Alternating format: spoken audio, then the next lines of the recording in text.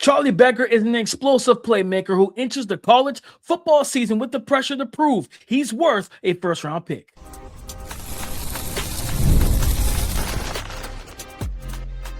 You are Locked On NFL Draft, your daily podcast covering the NFL Draft. Part of the Locked On Podcast Network, your team every day. Welcome back to the Locked On NFL Draft Podcast. I'm Damian Parson. That's Keith Sanchez. And today's episode is brought to you by Odoo.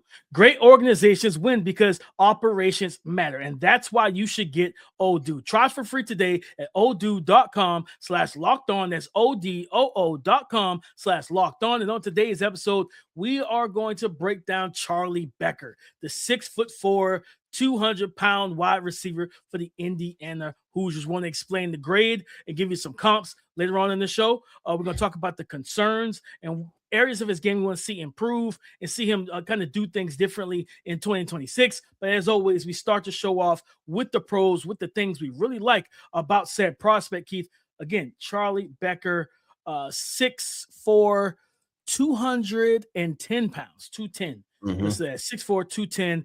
Keith, last year he was not a starter right out the gate. You had Omar Cooper Jr., Elijah Surratt, and those guys, and things, everything like that. He came on mid-season to late when Surratt went down with the hamstring injury. He caught 34 passes for 679 yards and 4 receiving touchdowns. Keith, what stood out to you for the big 6'4" wide receiver out of Indiana? Yeah, I'm gonna describe what I believe him to be, right? And Charlie Becker. I'm Charlie Becker. I'm sorry. I'm leaning towards what I'm going to say.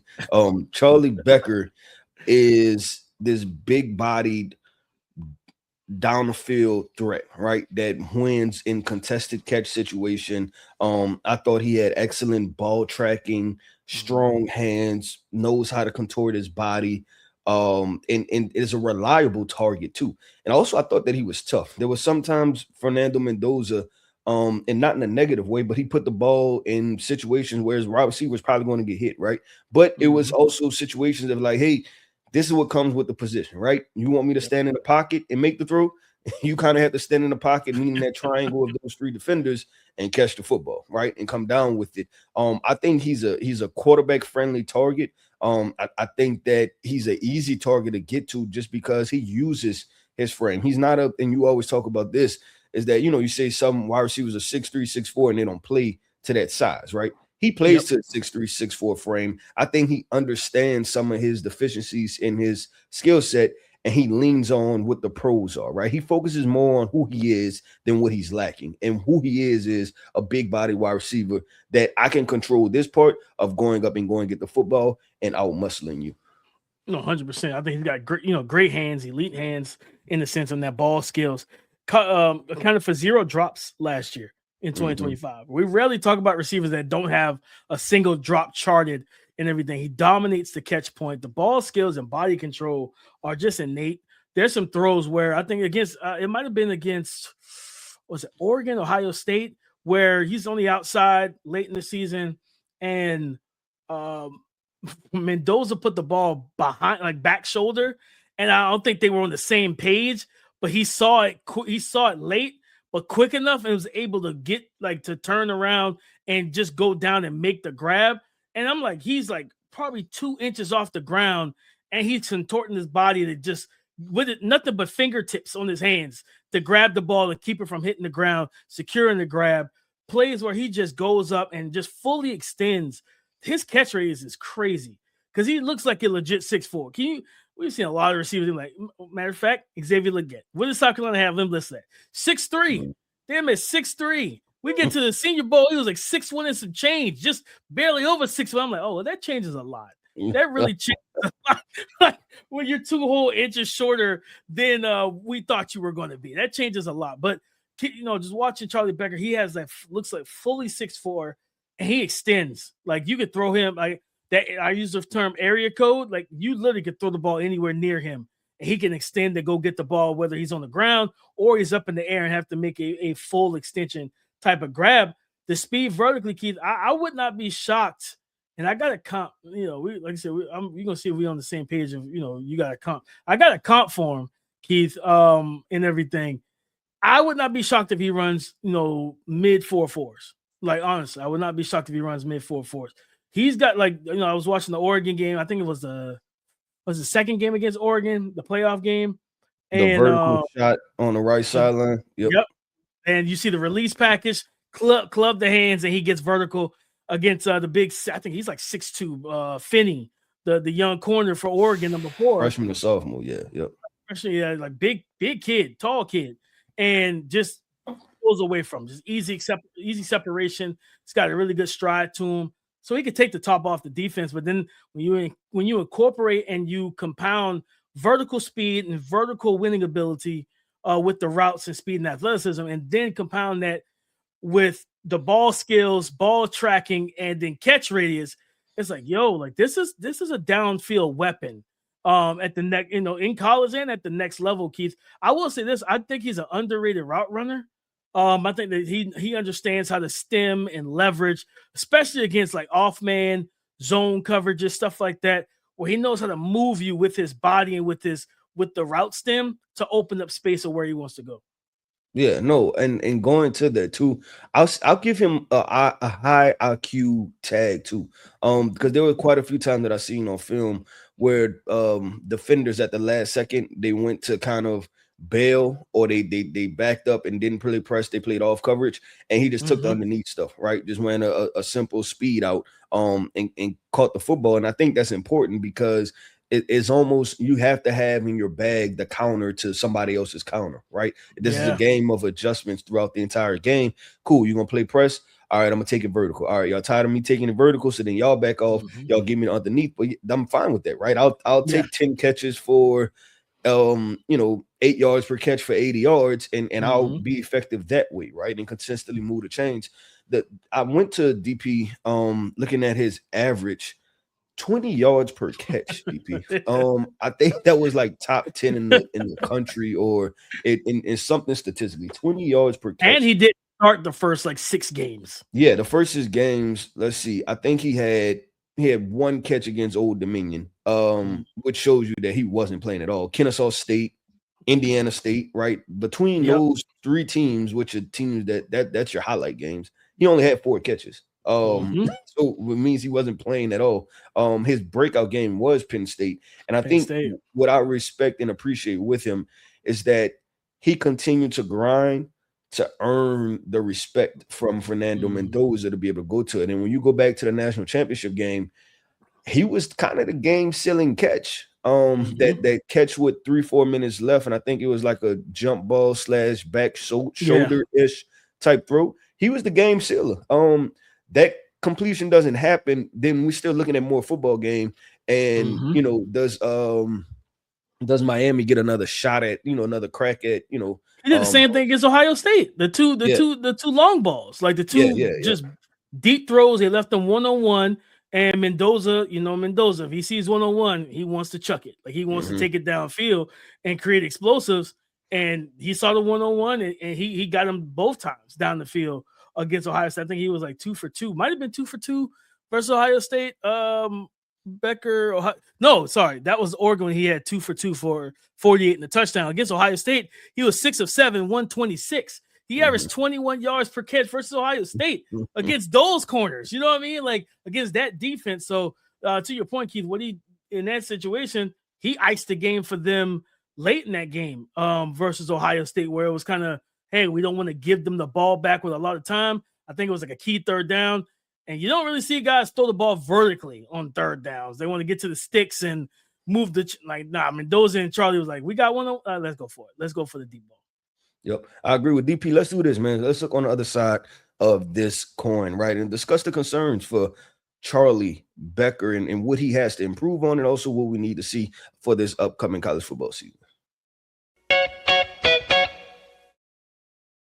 Running a business shouldn't feel like you're trying to connect a bunch of systems that were never designed to work together. One app for accounting, another for inventory, another for sales, and somehow none of them talk to each other. That's where Odoo comes in. Odoo is an all-in-one business management software that brings every part of your business together in one powerful platform. From sales and accounting to inventory and marketing, everything works in one place, helping your team move faster, stay organized, and focus on growing the business instead of managing software. The best organizations know that success isn't just about talent. It's about having everyone work toward the same goal. And that's true in sports, just like it is in business. Look at the New York Knicks. They are the NBA champions, winning the NBA finals. And that's because every player on the team with the coaches had the same vision in mind. Great organizations win because operations matter. And that's why you should get Odoo. Try for free today at odoo.com/locked-on. That's odoo.com/locked-on.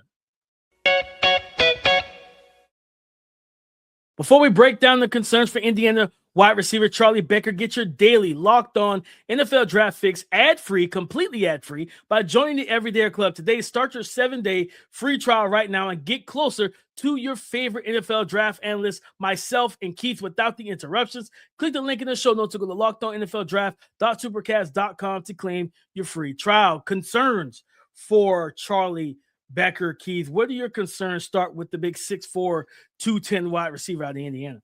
Yeah, there's going to be limited or has to develop, I'll say that, has to develop a route running package. I think he's sufficient at getting to a spot. But I think watching him, there's obvious lower body tightness, right? Which will limit some of the fluid movements and his ability to create separation. And I think about how you said some of those corners, right? That kind of soft shoe, press them, don't use hands, things like that. In those quicker corners, they can kind of just get into his hip and stick with him because I think there's a lack of being dynamic laterally for him. Yeah. So it pushes to the notion of the question, will this have to be your big body down the field target that wins those kind of possession situations, because we can't bank on him creating separation via route running?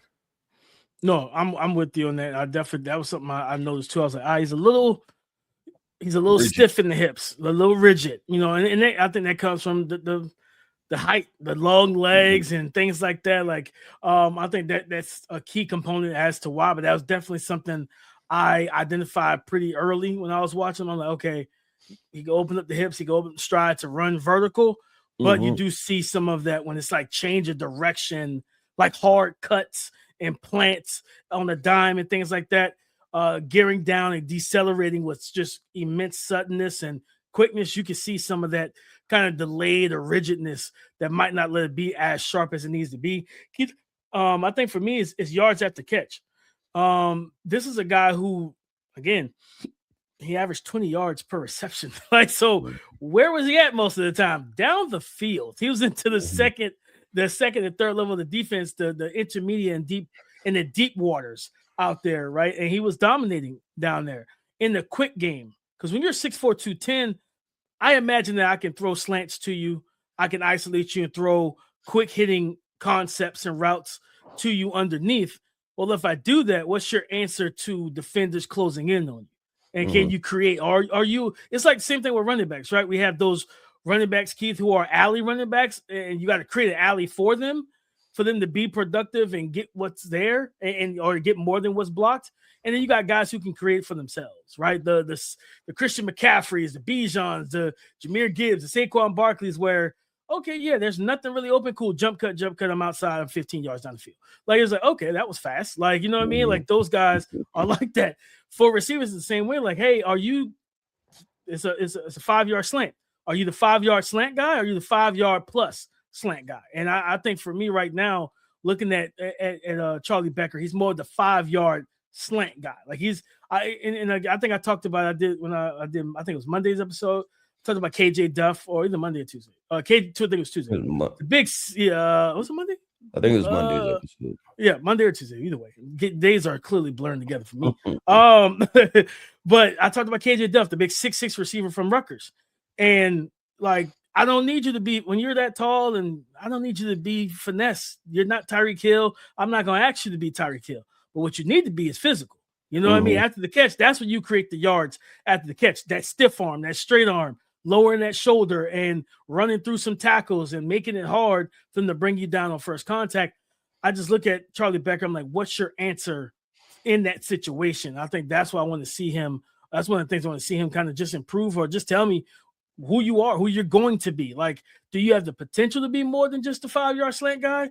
Or are you just hey, I'm going to catch that slant, and that's all I got for you. You know, because I criticize, Cardinal Tate about that. I'm like, Tate isn't really, even though he's a great route runner, he's not an elusive guy. And he's 6'2". He's not in the long leg guy. He wasn't an elusive guy to put a move on you and spin move you, juke you, win with quickness. And then he didn't play with great play strength to like have an effective, real good stiff arm. So it's like, well, what's your answer after the catch? Because we want you to make plays after the catch. And honestly, you kind of need to in the NFL nowadays. It's like, hey, if we're playing zones and stuff, I need you to be able to drop step and get vertical quickly. Yeah, no. And I wonder, DP, if a little bit of what I said ties into what you said also about the tightness, that it impacts his like lateral movement, the ability to make people miss, contact balance, because his hips are just tight, right? Like, so everything is linear, kind of one direction, right? Like that type of situation. But also, I'm gonna ask you too, do you think that limits the role? Because watching him, I did appreciate his game. I'm not gonna say I didn't appreciate his game, but it also made me think about Omar Cooper and Elijah Surratt and what they helped kind of take off of his plate too. Yeah. In the sense of the fact of taking number one wide receivers or, potential double coverage and allowing me to do what I do best. Because how does this look next year when he has the number one corners going against him, because he's the most known guy? Yeah, I think that's a very good point, because Omar Cooper was the slot machine yak guy. You had the possession route runner that was Elijah Surratt, and we always talk about, right, building your team like a starting five. Everybody has a specific skill set last year. Now the thing that for him is they brought in Nick Marsh from Michigan State, who's 6'3", a good athlete, big body guy who can run routes and make big catches.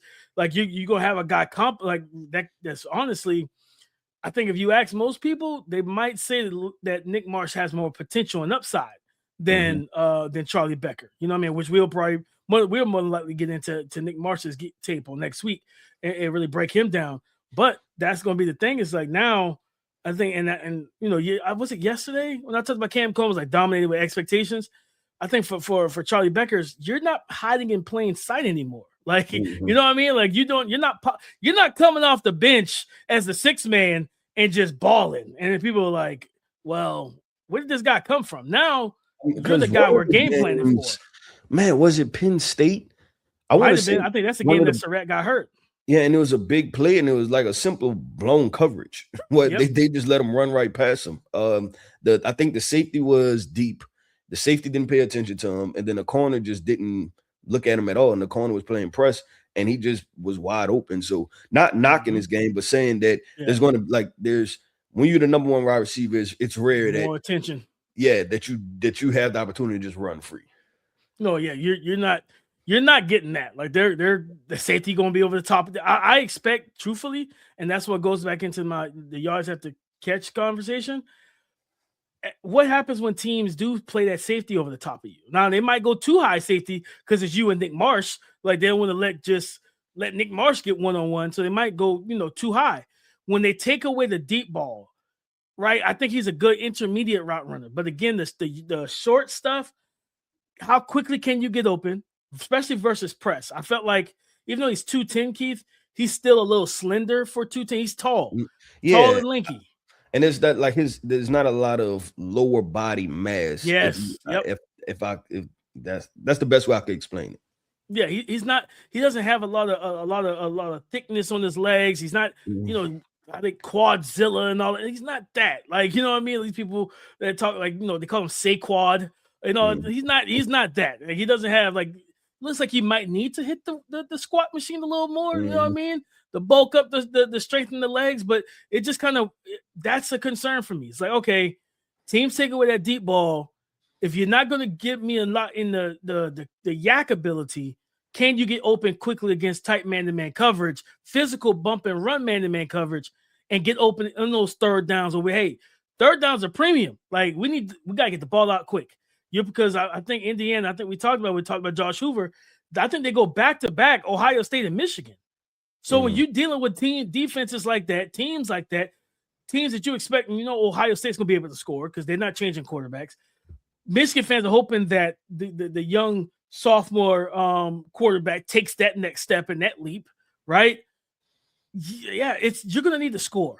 And if you're in a situation, whether it's one of those low 10-3 games in the fourth quarter, it's 3rd and 5. I need you to get open quickly so I can get the ball out of my hands to negate this defensive line from getting in the backfield, right? Because they got new starters on the offensive line as well because they lost some guys to the draft and to graduation. So, yeah, man, I like Charlie Becker. There's some things he's got to answer and just adjust to now that you're going to be thrusting into that wide receiver 1A, 1B situation with you and Nick Marsh. Yep, I agree with DP. Let's do this, man. Let's finally talk about the draft grade, right? What grade do we have for Charlie Becker entering the 2026 college football season? Let's talk about that coming up next. Support for today's episode comes from Square, the business platform helping sellers become neighborhood favorites. Whether you're preparing for a busy season or managing everyday demand, Square helps keep your business moving with everything from payments and online orders to inventory, staff management, and more all in one place. So business owners can spend less time managing tools and more time focusing on their customers. Square helps simplify the everyday work behind running a business while giving owners the tools they need to keep growing. And it's something you notice when you're supporting the local businesses you love. It's the little things, getting a digital receipt instantly, a smooth checkout, not waiting while someone tries to figure out a new system. Right now, listeners can get up to $200 off Square hardware when you sign up at square.com/go/lockedonNFL. That's SQUARE.com/GOGO/lockedonNFL. Get started with Square today and build a setup that works the way you do. Thank you for making Locked On NFL Draft your first listen of the day. And thanks for making the Locked On Podcast Network the #1 sports podcast network in America. It's all because of you, our everydayers. And those of you, our everydayers that we appreciate and love so much. Thank y'all for allowing us to be open and running for 10 years and celebrating our 10-year anniversary. Keith, Charlie Becker, explain the grade. I got a comp for him. What grade did you give the big 6'4", 200-plus pound deep threat out of Indiana? Yeah, at this very moment, I gave him a late 2nd to 3rd round grade, and probably more 3rd round. I think if I had to put him as a description, I right now he appears to be a role specific type of guy. And I told you that when I looked at the way that this team was constructed, I think that those other pieces helped out. I think what he did, big time, clutch, earn the quarterback trust. I think there's a need for that, right, in every wide receiver room. But I also think that if he operates as your wide receiver 1, you're also going to want to elevate that room too, because you're going to need more dynamic playmaking ability, naturally gifted or naturally athletic playmaking ability, I'll say, from your wide receiver. As far as comps, DP, I'm interested to hear your comp. The reason at the very beginning I said called him Charlie Becker was because his name reminded me of Eric Decker. If you remember Eric Decker. Yep. And Eric Decker. And Eric Decker had some solid football season. He had solid seasons. If I remember, I want to say he had a stretch, DP. I think it was like a 4 or 5 year stretch where basically you could have penciled him in for 80 receptions and right at 1,000 yards. It was like a 5-year stretch where he did that. And it was like give and take 5 or 10 receptions and give and take 100 yards, right? But he floated really around 80 receptions, 1,000 yards for the season. So I'm like, can I see this young man doing that in a wide receiver 2 role? I think it's possible. And I think Eric Decker was drafted in a 3rd round out of Minnesota. So somewhere around there. Yeah. No, I like that. Eric Decker, I like the name pull, especially because I don't think people realize just how like he was a really good player. You know what I Mhm. mean? And him and Demarius Thomas, I believe he was on that team when Peyton Manning won the Super Bowl that year. I I think he can't might have been on remember. that Oh, team. was that Emmanuel 2015. Sanders? That might have been Emmanuel Sanders. There might have been Emmanuel Sanders. Oh, but I'm gonna look. I was trying to remember if he crossed paths with Brandon Marshall with the Jets or Brandon Marshall with the Broncos. I can't remember. So he but was on the Super Bowl team. he He made a was Super Bowl okay. appearance. He didn't win. It was I think it was the when they lost to the Seahawks. He was on Okay, that. okay. Yeah.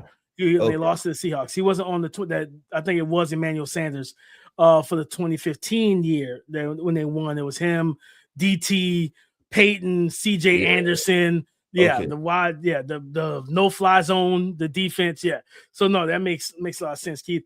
My comfort, my grade, I gave Charlie Becker, Charlie Becker. I call him Charlie Becker too. I gave Charlie Becker a second-round grade, especially after everything we talked about in the concerns. My comp was drafted in the second round, Keith. Alec Pierce. That he is Alec Pierce all over again. And see, it is a lot of people didn't like Alec Pierce. Remember that? I know, we did. and I really liked Alec Pierce. I liked him Me a too. lot. Like I thought he was a first-round player, and a lot of people didn't like Alec Pierce. No. And because I thought about Alec Pierce too, but I'll ask you this.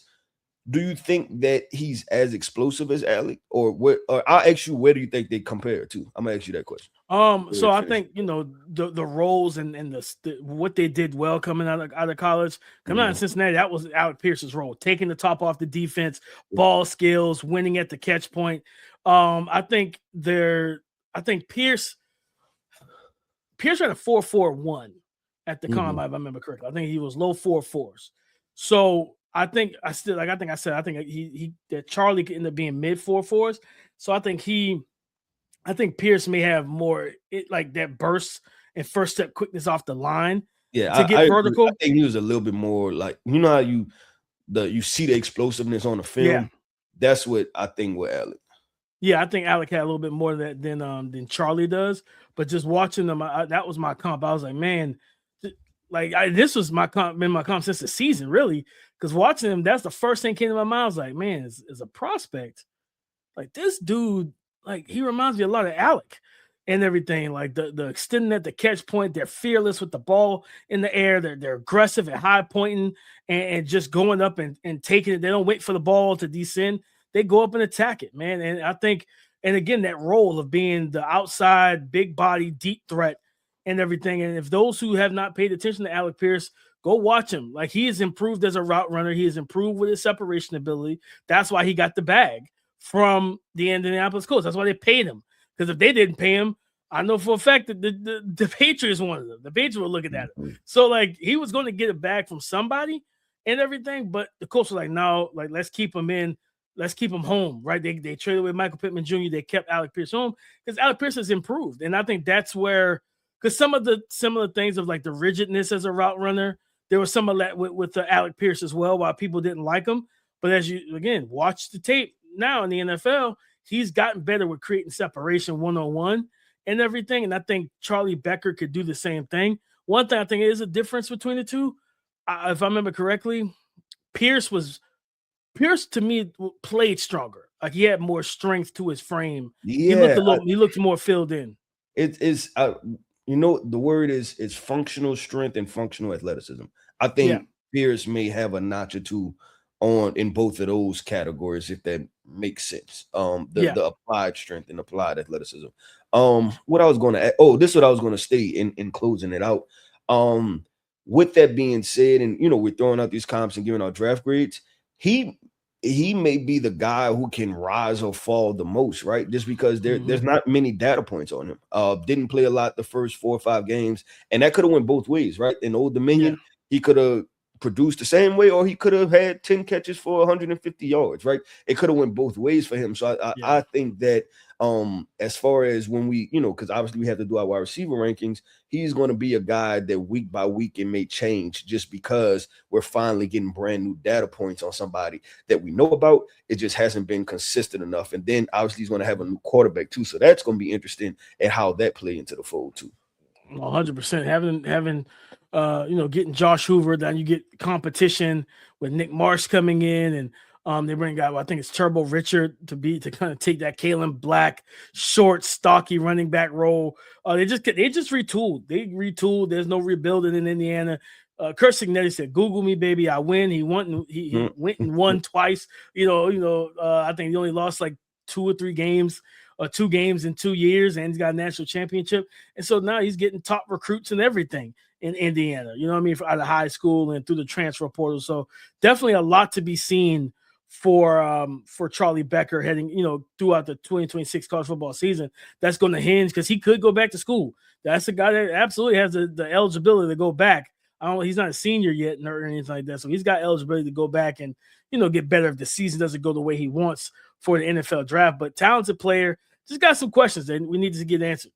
Yep, I agree with DP. That wraps up another episode, man, of the Locked On NFL Draft Podcast. I want to end this podcast off by saying shout out to our everydayers. Thank you for tapping in with us each and every single day. I am Keith Sanchez. You can find me on X at The Talent Code. That right there is my guy, my co-host, Mr. Damian Parson. You can find him on X at DP_NFL. And like we like to say, man, y'all come talk to us because we like to talk back.